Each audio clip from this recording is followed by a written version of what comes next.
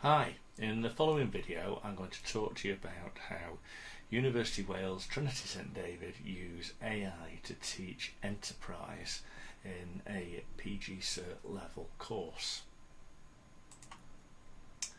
Embedded into our learning management system we actually use Moodle. There are a heap of assets. These can be video, text, audio clips.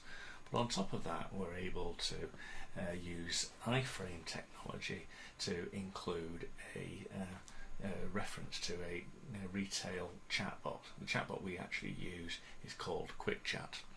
I'll just scroll through it here just to sort of give you an example of what the tech looks like. Each unit we create has an introduction, as you can see a picture of myself here, and front and centre of our presentation is to have the chatbot. This makes chatbot available to every student that attends the course. Now you can simply ask it a question. So in this case, if you just check what it is, we are teaching vision. So vision is this idea of creating a shared destination, if you like, for an enterprise. So you could simply ask it what we call a one-shot question: is what is a vision statement? And after a moment or two it will come back with a response. Now our university is bilingual. That is, we actually teach students as best we can in English and in Welsh. So I don't actually speak Welsh, so I've got set up here an example of, so typing the same question here, and I'm going to copy the Welsh translation of that, and we've got the chatbot able to communicate in Welsh as well. So if I just sort of paste that in and click send, the chatbot is using its database now to answer the question, this time in Welsh. Now this is a great activity to have for students. We actually consider sort of like level 4 to be able to ask one-shot questions and get a one-shot answer. But the practice that we are currently investigating is to try and engage the students to understand the chatbot shouldn't be just considered to be an oracle or font of all knowledge. And so the way that we're doing that is, first of all, in sort of a divergent exercise, is to try and harvest from our level 7 students a set of questions that would be frequently asked by a naive version of themselves. Now we collect that data using another piece of software which the university license called Vevox. And so this Vevox can be delivered live, or actually in our case it's actually embedded as an iframe into the website. So you can see me as the lecturer here post a question.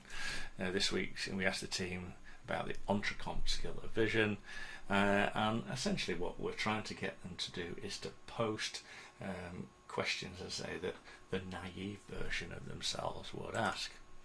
So you can see straight away, which is where I took the example, what is a vision statement. So that example that we gave early on in English and Welsh came directly from this.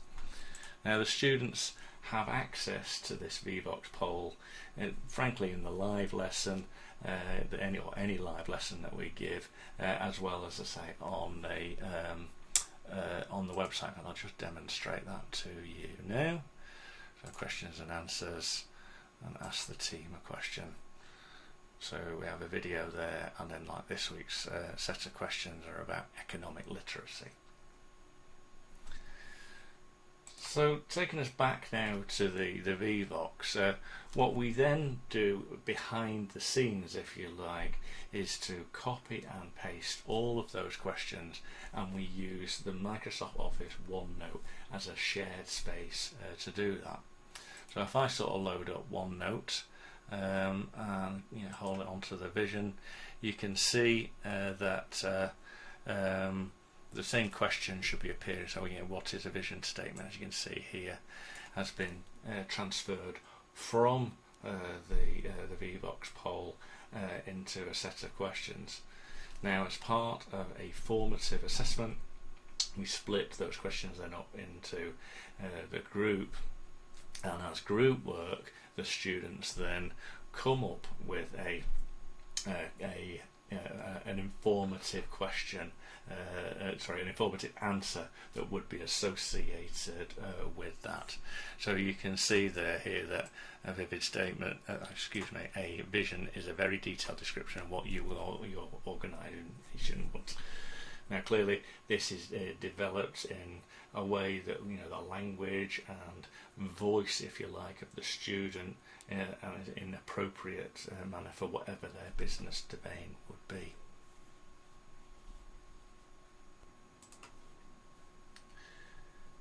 What then happens behind the scenes, if you like, is for us as the delivery team, is we take those answers and we introduce them into the quick chats knowledge base.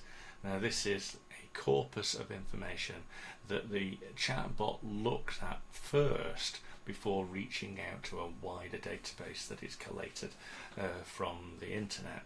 So they to sort of demonstrate a knowledge base that we've got in English is each one of these are statements that have been harvested from the student's voice and pasted into this database.